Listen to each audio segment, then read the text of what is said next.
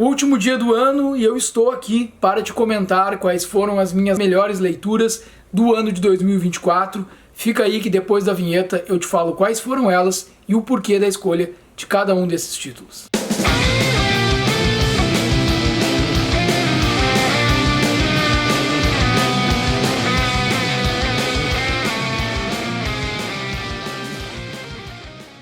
Fala pessoal, chegando com o último vídeo do ano aqui no canal, te desejando um grande ano de 2025 que vem aí pela frente, com certeza, ótimas leituras, ótimas trocas que a gente possa fazer aqui também neste espaço, na plataforma do YouTube, te convidar, caso esteja chegando agora aqui no canal, para que te inscrevas. Quero te convidar também para que deixes aí nos comentários as tuas melhores leituras, ou a tua melhor leitura. Não precisa seguir uma ordem fixa, sendo 10, 8, 9, enfim, pode ser apenas um livro que tu gostarias de destacar e dividir com outras pessoas que chegarem por aqui e estejam procurando grandes livros para ler no ano que se aproxima. Este é um canal que eu procuro trazer aqui as minhas experiências de leitura, procuro dividir com vocês essas experiências e recebo muitas dicas interessantes. Vocês deixam aí dicas muito interessantes de livros para serem lidos, não só por mim, mas por aqueles que chegam aqui no canal. Então este é um convite muito especial que eu também te faço. Vou começar falando aqui destas obras e te avisando já, para quem ainda não conhece, quem vai assistir este vídeo pela primeira vez, todo ano eu trago aqui as minhas melhores leituras, eu não estabeleço um ranking, todas elas têm o seu porquê de estar aqui. E quem acompanha o canal sabe, eu li muita coisa e muita coisa boa. Todos esses livros que eu vou te comentar tem resenha aqui no canal do Sujeito Literário, então vocês podem assistir estas resenhas aqui. Fica o convite para que acompanhem cada uma destas resenhas também. Vou começar aqui de forma aleatória sobre uma das minhas grandes leituras deste ano, falando sobre As Vinhas da Ira, de John Steinbeck. Esta obra ela é importantíssima sob vários aspectos, mas eu vou aqui destacar alguns pontos que me chamaram muita atenção e trazer uma mini resenha da obra, como eu sempre faço. As Vinhas da Ira é um livro que foi publicado no ano de 1939 e no ano de 1941 teve uma adaptação cinematográfica. John Steinbeck é alguém que consegue trazer para a gente, transpor em palavras, um sentimento que foi algo verdadeiro, algo real, que vivenciaram as famílias que viviam na parte de Oklahoma e que viviam num sistema de meeiros, que é um sistema onde os bancos arrendavam as terras para que as famílias pudessem plantar em suas fazendas, mas, obviamente, o lucro não era todo ele revertido para estas famílias. Elas ficavam ali muito mais para garantir a sua subsistência. Então, um sistema de exploração bastante grande aqui, mas estas famílias acabam caindo no canto da sereia, onde a publicidade, a propaganda norte-americana, durante o contexto em que se passa a obra, que é no final dos anos 20, 1929, ali 1930, nessa virada de ano que justamente nos apresenta o contexto da Grande Depressão norte-americana, foi vendido pela publicidade uma ideia de que era possível melhorar de vida, viver o grande sonho americano, saindo de Oklahoma e migrando para a Califórnia. Esta família, que a gente vai acompanhar a saga aqui, a família Jode, acaba embarcando nesta ideia e no trajeto, já no deslocamento para viver este grande sonho, percebe que na verdade se trata de um grande pesadelo. Então é uma obra muito bem construída, vai nos mostrar os desafios destas pessoas que fizeram esse processo de se deslocar das suas terras, que foram expulsos de suas terras pelos próprios bancos e acabaram indo tentar a sorte em uma outra localidade e não foi algo que foi propício para eles desenvolverem ali uma nova condição, uma melhor condição de vida, muito pelo contrário. As necessidades, as dificuldades, o sofrimento, tudo isso que acaba marcando essa trajetória, essa migração, vai redundar num sentimento de ódio muito grande, que vai ser expresso nestas páginas, mas que vai nos colocar diante de reflexões também no que diz respeito às relações de trabalho, à exploração da mão de obra e às micro-relações familiares na constituição de um elemento primordial aqui de comunidade, de solidariedade, de empatia, para tentar sobreviver e suplantar todos esses desafios. É uma grande obra, traz belíssimas reflexões e eu te recomendo muito fortemente, não só a leitura, mas também que acompanhes a resenha, onde eu vou detalhar, vou falar sobre os personagens da obra também e vou te deixar, tenho certeza, com o interesse de fazer esta leitura. Primeira obra que eu quero te apresentar então, dentre estas 10 que eu tenho para te mostrar e que todas elas para mim estão num patamar de que não teria como colocar uma apenas como a melhor obra do meu ano de 2024. Dando sequência então, vou fazer o seguinte, vou te mostrar este livro aqui, que entrou entre as minhas 10 melhores leituras da literatura nacional contemporânea, Marcela Dantes, com Vento Vazio.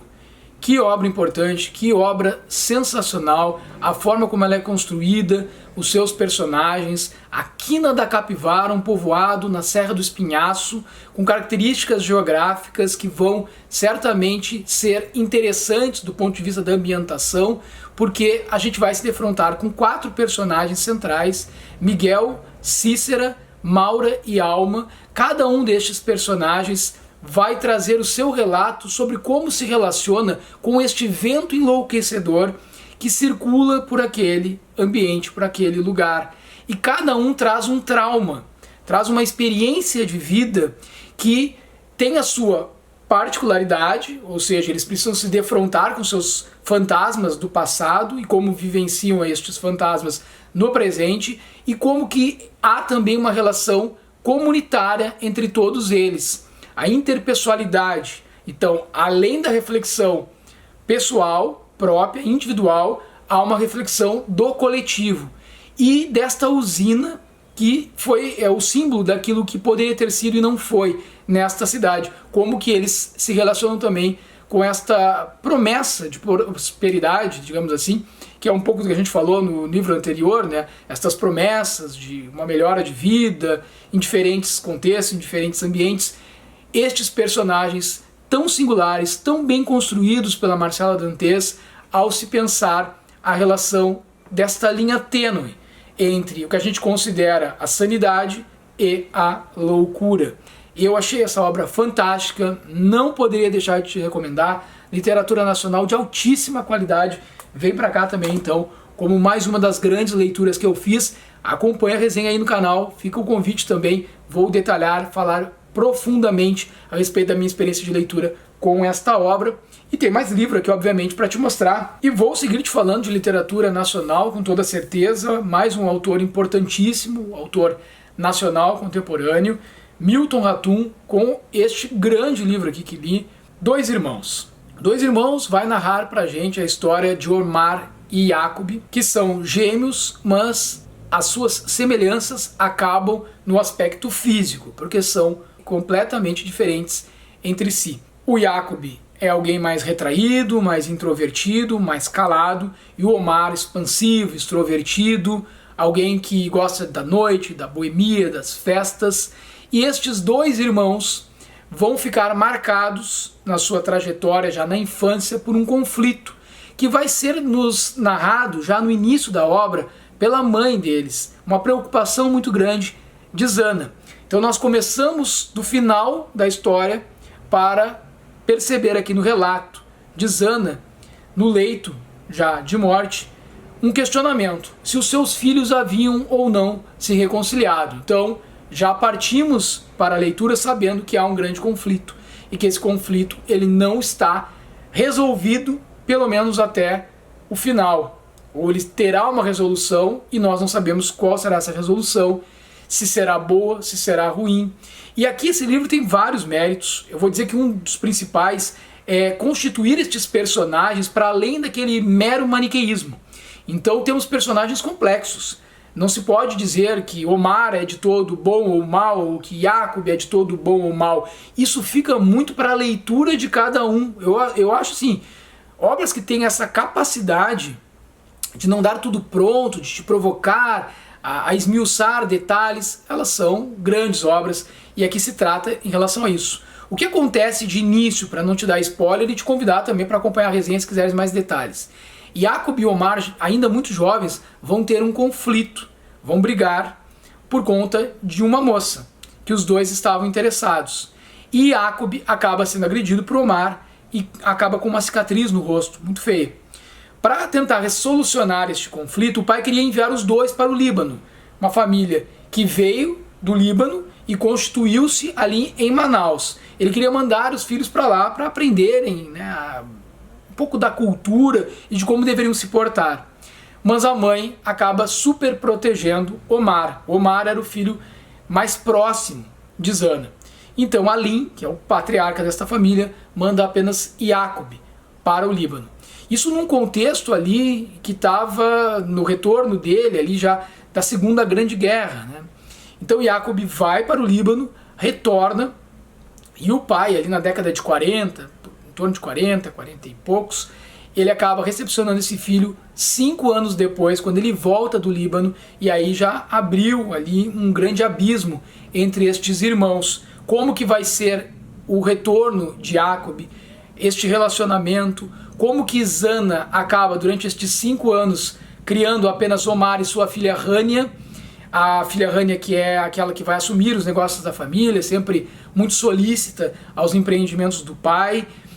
E tem também aqui uma outra grande personagem, que é Domingas, que é a empregada da família, uma índia que foi muito jovem ainda, trazida para esta casa para cuidar das crianças, dos afazeres domésticos. Então toda essa teia, essa constituição familiar vai nos brindar aqui com reflexões muito importantes, com reflexões interessantíssimas e que tratam, obviamente, das relações familiares e dessas diferentes formas em que a cultura de um país como o Líbano também influencia naquilo que vai ser vivenciado aqui no Brasil, um país de múltiplas culturas, de múltiplas personalidades, de múltiplas formas de se pensar o mundo e os conflitos familiares. É uma grande obra, um livraço, também te recomendo com toda certeza. Mais uma das grandes leituras que eu fiz, a terceira que te mostrei até agora, por enquanto, aqui no canal do Sujeito Literário. Tem mais um grande livro para eu te mostrar aqui, e esse livro é um livro que teve adaptação fílmica também, está disponível na Netflix, é o livro Pedro Páramo, de Juan Rulfo. Quando eu fiz a resenha, comentei aqui no canal que certamente estaria entre as melhores leituras e não teria como não estar. Essa obra me pegou assim de uma forma muito diferente de tudo que eu havia lido. Eu sei que tem muitas pessoas que adoram este livro, que, assim como eu. Tem outras que não gostam, acham que é difícil de entender essa ambientação. Enfim, eu usei de um expediente aqui que eu falo na resenha, depois vocês podem dar uma olhada lá também. Não sei se vão conseguir perceber aí. Eu anotei aqui de forma aleatória, eu vou fazendo isso pelo livro mesmo, todos os personagens com os quais o protagonista vai se defrontar. Então o que nós temos em Pedro Páramo, de Juan Rulfo? Nós temos a história de Juan Preciado, que recebe da sua mãe um último pedido derradeiro, ela estava no leito de morte, para que ele retornasse, que ele fosse até a cidade de Comala para encontrar o seu pai. Aqui nada mais é do que a história de um filho em busca do pai. Só que vamos levar essa busca para além da mera busca física e geográfica.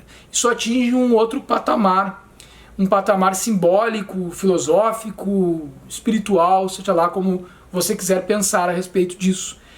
Essa trajetória, essa busca, esse movimento também migratório em direção a Comala para conhecer esse pai que ele nunca conheceu, é também uma forma de buscar conhecer a si mesmo através das suas origens e também conhecer um pouco desta linha tênue aqui, tratando-se entre a vida e a morte. O quanto nós, vivos, estamos separados daqueles que já partiram. Essa é uma provocação grande desta obra. Ou seja, o quanto aquelas pessoas que já não estão mais aqui fisicamente continuam exercendo poder e influência sobre cada um de nós. Então, ao longo desse trajeto, ele vai se defrontando com uma série de pessoas vivas ou mortas, e a gente vai se perguntando Faz diferença, de fato, identificar se elas estão vivas ou mortas nessa trajetória, ou devemos nos entregar a esta leitura na tentativa de compreender como que existe, inevitavelmente, às vezes até mais, uma proximidade de algumas pessoas em nossas vidas, mesmo depois que partiram, ou principalmente depois que partiram, elas passam a fazer parte das nossas vidas e a influenciar nos rumos que nós vamos tomando e nas decisões, inclusive de ordem política. Aqui há um fato de que o contexto histórico da obra abarca ali a Revolução Mexicana.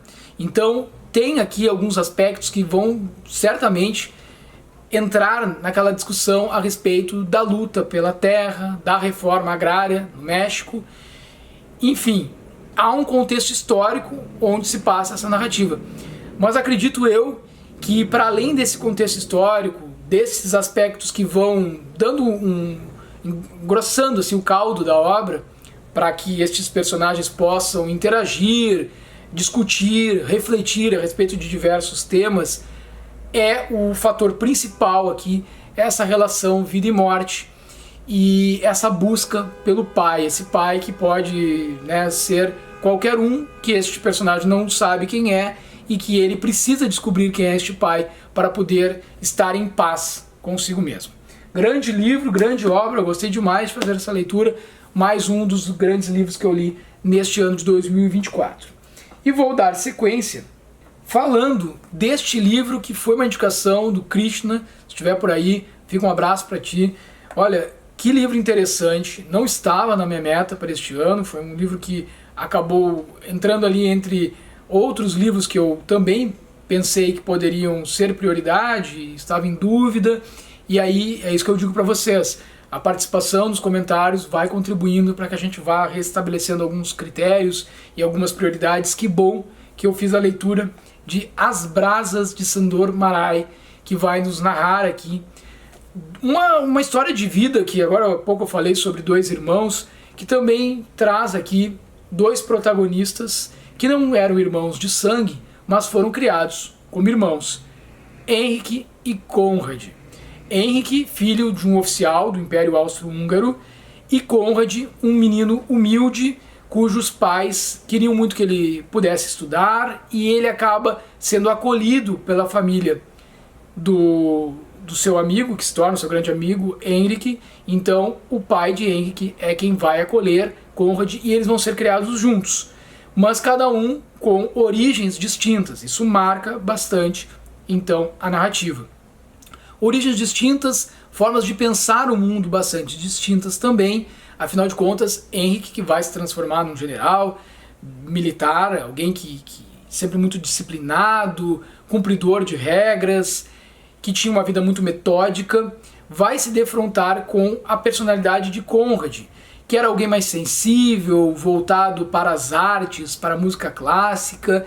Então há aqui diferenças que vão aparecer entre estes grandes amigos no transcorrer de suas vidas. Acontece que tem um fato que é marcante nessa obra, e que é dali que parte, então, para a gente poder estabelecer um monólogo a partir do Henrique, que vai, por muito tempo, ruminar aqui alguns pensamentos e depois poder colocar eles para fora quando recebe a visita de Conrad. Conrad acaba se ausentando por 41 anos.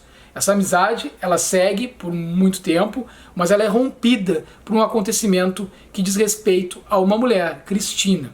Cristina era mulher de Henrique. Porém, acontece uma situação inusitada em que um certo dia estavam os dois numa caçada, os dois amigos, como faziam de costume, e Henrique tem a impressão que Conrad o colocou na mira da arma. Depois ele, ao mirar o amigo, olhar para ele, ele percebe que ele teria hesitado e mudado a direção do revólver. Ele fica matutando aquilo e vai até a casa de Conrad no dia subsequente, no outro dia, para tentar tirar satisfações. Quando chega lá, quem estava na casa? Cristina. E Conrad já não estava mais lá. Ele havia ido embora. Depois dessa situação inusitada, de algo que não foi esclarecido, se ele teria ou não sido colocado na mira da arma pelo melhor amigo, ele vai até a casa deste melhor amigo e encontra a Cristina por lá, e fica mais uma dúvida: estariam eles tendo um caso amoroso e traindo o Henrique? Não nos é respondido. 41 anos se passam, nesse meio tempo, 8 anos depois de Conrad se ausentar, Cristina morre, e tudo isso vai voltando para nós quando Conrad enfim retorna, e aí ele vai ao encontro de Henrique, na casa de Henrique. Eles vão se defrontar, ficar frente a frente, um ao outro, e vão ali poder tentar esclarecer estas questões. O que seria de fato traição? Houve de fato traição? Não houve? O que é a amizade? O que é o amor? O que o tempo nos diz em relação a estes temas? Que livro interessantíssimo, gente. Então é isso, não tem como deixar de colocar ele aqui entre as minhas melhores leituras, nem de te recomendar. Tenho que te recomendar a leitura desta obra, tá certo? Mais uma que eu trago para cá, então vou dar sequência. Vou falar agora de mais um livro de literatura nacional, esse é um grande clássico. Estou falando de Incidente em Antares, do Érico Veríssimo. Olha, eu fiz uma resenha aqui para o canal, com detalhes desta obra, pela questão do contexto histórico também, e pelo fato de que este é um grande livro, uma grande obra, merece muitos e muitos comentários a respeito. Então eu tive a preocupação de falar para vocês sobre esses dois momentos que a obra se divide, na verdade, porque ela tem um contexto histórico muito importante para a compreensão, para o melhor proveito também, para a compreensão da obra. A gente tem ali no início uma primeira parte situando o leitor em relação à cidade fictícia de Antares. Então, obviamente, a gente vai conhecer um pouco mais sobre os Campo Largos e os Vacarianos, duas famílias de estancieiros gaúchos, de latifundiários. Aqui estamos falando da elite gaúcha, não há entre estas duas famílias ninguém que pertença ao povão, às camadas populares, uma disputa que havia de poder entre estes dois grandes nomes, digamos assim, dos estancieiros gaúchos. Essa ideia fictícia vai se situar num contexto real da proclamação da República de 1889, que há um impacto muito forte na vida dos estancieiros gaúchos. Então o autor vai mesclar acontecimentos da vida real com acontecimentos da ficção. E a gente vai passar, obviamente, pela Revolução Federalista, vai passar pelos desdobramentos disso. Então tem ali 1923 também a Revolta da Degola, e tudo como vai impactando, tanto do ponto de vista das famílias fictícias, quanto das disputas que havia entre os republicanos, os federalistas, os chimangos e os maragatos. Acho que aqui a gente tem um pouco da história também do Brasil, do Rio Grande do Sul, porque se estende da proclamação da República até o pós-64, com o golpe civil-militar. E muito do que o autor vai colocar aqui é também um questionamento muito forte aos métodos utilizados pela ditadura civil-militar no nosso país. E aí a gente já está adentrando um segundo momento da obra, quando ele vai partir para aquilo que é considerado aqui a primeira história de zumbis, né? Nessa segunda parte a gente tem 7 mortos que se levantam e vão reivindicar que sejam devidamente enterrados, como deve ser quando uma pessoa vem a falecer e está aguardando para que possa descansar o sono dos justos. O que acontece é que há uma grande greve na cidade por parte dos coveiros, tem uma greve geral que se estabelece. E aí tem esses aspectos políticos que envolvem a obra, que são muito interessantes, históricos, políticos e de posicionamento político também do Érico Veríssimo diante de todos esses acontecimentos, sobretudo de crítica contundente ao expediente da ditadura civil-militar no nosso país. E é neste momento em que estes mortos se levantam, esses 7 mortos, que eles vão para o coreto da praça e cada um vai trazer os podres, digamos assim, destas grandes famílias que passam a ideia de moral, de bons costumes, de ordem, de civilidade, e que na verdade tem muitas coisas escondidas debaixo do tapete. E ele faz isso com uma ironia fina e tão bem construído esse texto, que é algo para a gente ler e depois levantar e aplaudir de pé. É uma obra-prima da literatura, não só rio-grandense, mas uma obra-prima da literatura nacional, esse grande autor que foi Érico Veríssimo, e que eu tenho interesse em ler outras obras dele e trazer com detalhes, como fiz com esta aqui, para o canal, em formato de resenha. Se quiserem mais detalhes, inclusive sobre a Revolução Federalista, como que Campo Largos e Vacarianos se situavam nestas disputas entre chimangos, maragatos, tudo isso eu detalho para vocês do ponto de vista histórico na resenha que temos aqui no canal. Fica aí o convite para acompanharem também. Eu tenho mais 3 obras para te mostrar aqui, e estas 2 que vêm na sequência são obras clássicas da literatura mundial e que não tinham como não estar aqui. E eu vou começar te falando certamente sobre A Besta Humana, de Émile Zola. Este livro vai nos contar a história de Jacques Lantier, maquinista da Lison, que faz o percurso Paris-Le Havre, e neste percurso ele está carregando quem? Está carregando carga humana, pessoas que dentro desta Lison, e aqui tem esse simbolismo da máquina a vapor, do trem a vapor, deslocam-se na busca de sustento, de progresso. Então tem esse simbolismo do se valeria a pena o ascender socialmente a qualquer custo. Esse é um ponto central da obra. O outro ponto é a questão da natureza humana. Obviamente estamos falando do precursor do naturalismo, né, o naturalista francês Émile Zola, que vai abordar aqui aspectos da natureza humana, do instinto, principalmente no que diz respeito ao quanto o meio envolve e influencia na ação humana. Então este meio sendo determinante no tocante a como que as pessoas se relacionam com as demais e consigo mesmas.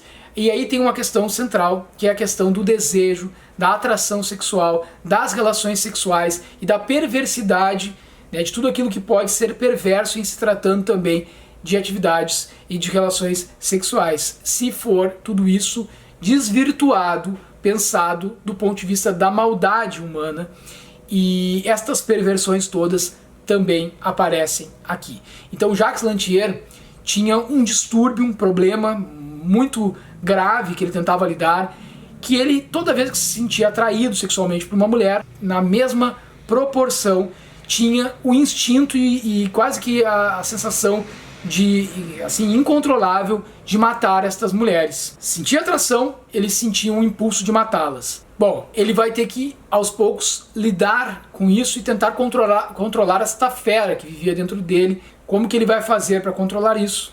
Se ele vai conseguir controlar ou não? Só lendo a obra para saber.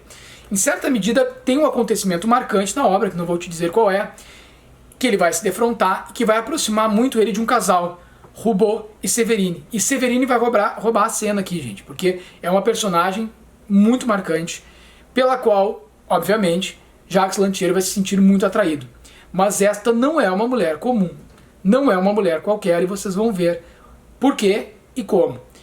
Dito isso, também tenho para dizer a vocês que ela foi criada, embora filha de uma família muito humilde, por um homem de muitas posses, um homem que é ligado ao juizado, ao Ministério da Justiça, que tem muitas relações ali no âmbito do direito e que era um senhor acima de toda e qualquer suspeita moral, enfim, e vai ser o seu tutor, digamos assim, vai ser o tutor de Séverine. E vai acontecer uma série de situações aqui em que, inclusive, a moralidade, essa identidade deste senhor vai ser também colocada à prova.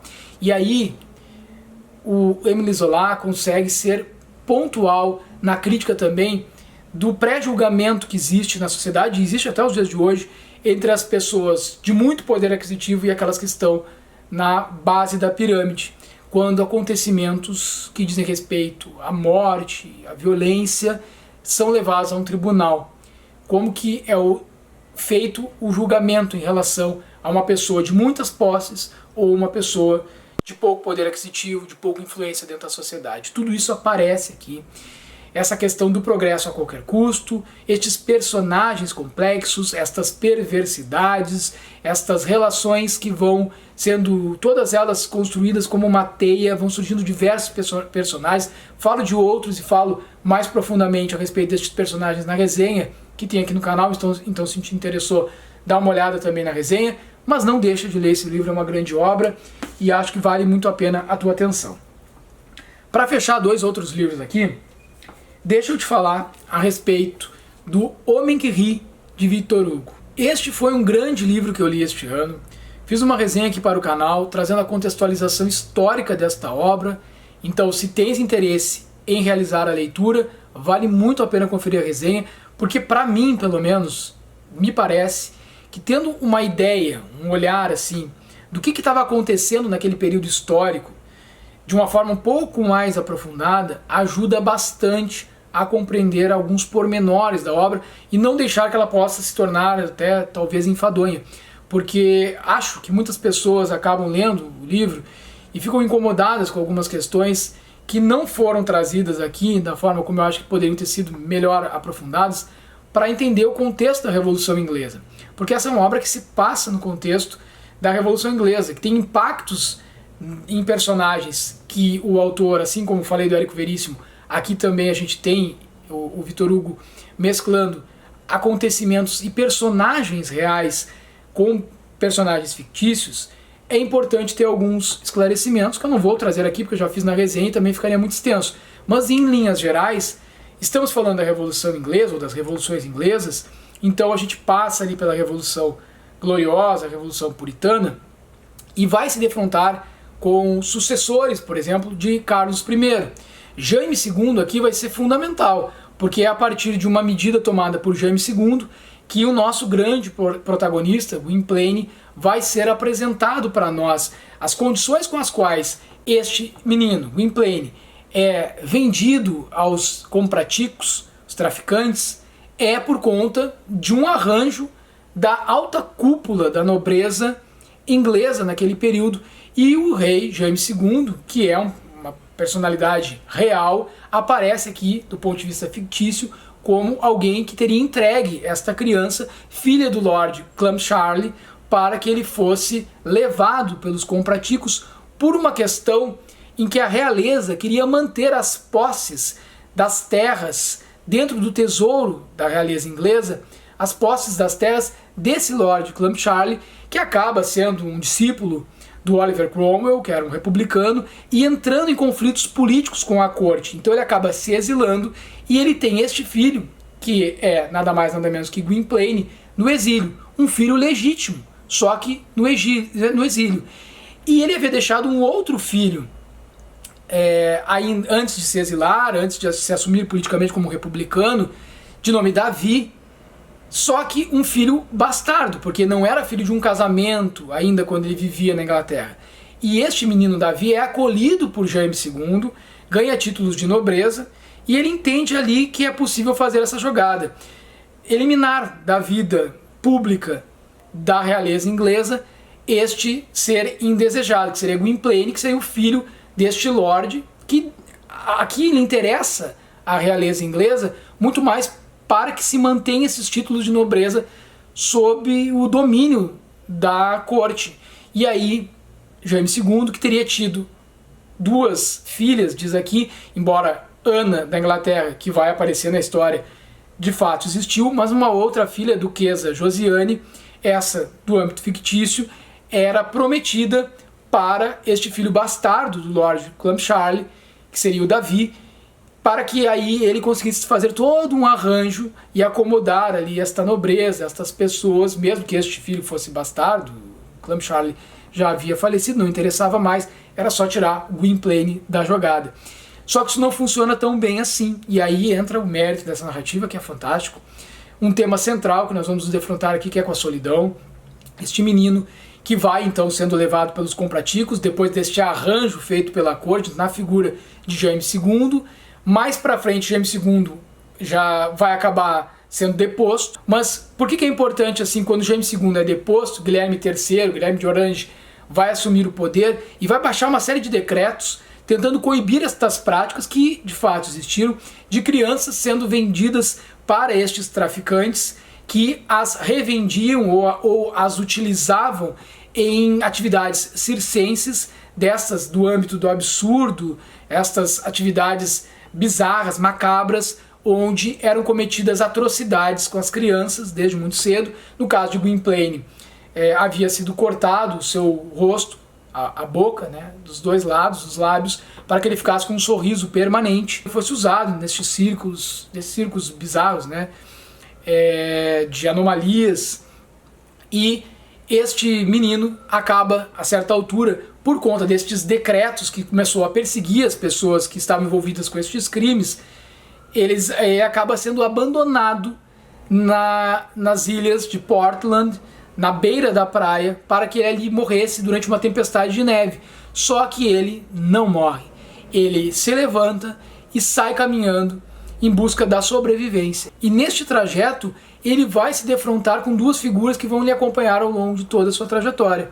Primeiro, Ursus e o seu fiel companheiro, Lobo, que é um desses sujeitos que andavam assim de forma itinerante, vendendo medicamentos, dirigindo peças de teatro, um faz-tudo, né? O Ursus, que vai acolher essa criança, mas antes dele encontrar com o Ursus, num trailer, quando ele estava pedindo abrigo, ele, ainda nessa tempestade de neve, encontra uma menina que a mãe estava morta, nos braços de uma mãe já falecida. Ele encontra essa menina de nome Ideia, que ele vai pegá-la no colo, ainda muito pequeno, um menino de apenas 10 anos, ele acolhe esta outra criança e sai com ela para salvar esta vida, uma menina que estava cega, e eles vão ser então os dois acolhidos também aí por Ursus no seu trailer, e eles vão criar uma peça de teatro, os três, e vão seguir aí uma jornada, a Deia, o Gwynplaine e o Ursus.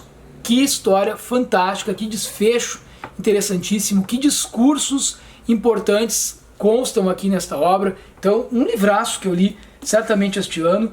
E para finalizar, aí eu não poderia deixar de colocar entre os meus 10 melhores livros, esta obra que me acompanhou ao longo de todo o ano de 2024. Estou falando de Pessoa, uma biografia de Richard Zenit. Que livro interessante, importante, esclarecedor. É a última resenha que eu trouxe aqui para o canal, é desta obra, então fica o convite para acompanhar essa resenha. Eu falo aprofundadamente sobre cada um desses aspectos, mas aqui também, em linhas gerais, além da gente se defrontar com detalhes aí dos três principais heterônimos do Fernando Pessoa, que foi Alberto Caeiro, Álvaro de Campos e Ricardo Reis, a gente vai ficar sabendo de um monte de coisa da vida, da intimidade do Fernando Pessoa, que ajuda na compreensão da sua obra. Claro que, lendo os próprios heterônimos, também vamos nos defrontar com situações que a biografia vai nos ajudar a identificar por que há uma diferença de posição política, né, de visão de mundo entre os próprios heterônimos, e também por que há uma diferença numa perspectiva da sexualidade do próprio Fernando Pessoa e destes heterônimos, e também da questão da espiritualidade, como que o Fernando Pessoa, ao findar da sua vida, já estava considerando aspectos tanto políticos quanto também espirituais e da própria sexualidade de forma diferente daquilo que ele vislumbrava no início de sua vida. Que livraço, gente, que livro importante. Fica a dica também, não poderia ficar de fora das minhas 10 melhores leituras no ano de 2024. Essa obra aqui, te recomendo fazer a leitura como fiz. Como eu fiz a leitura desta obra? Eu falo na resenha, mas vou aqui, antes de encerrar, te dizer.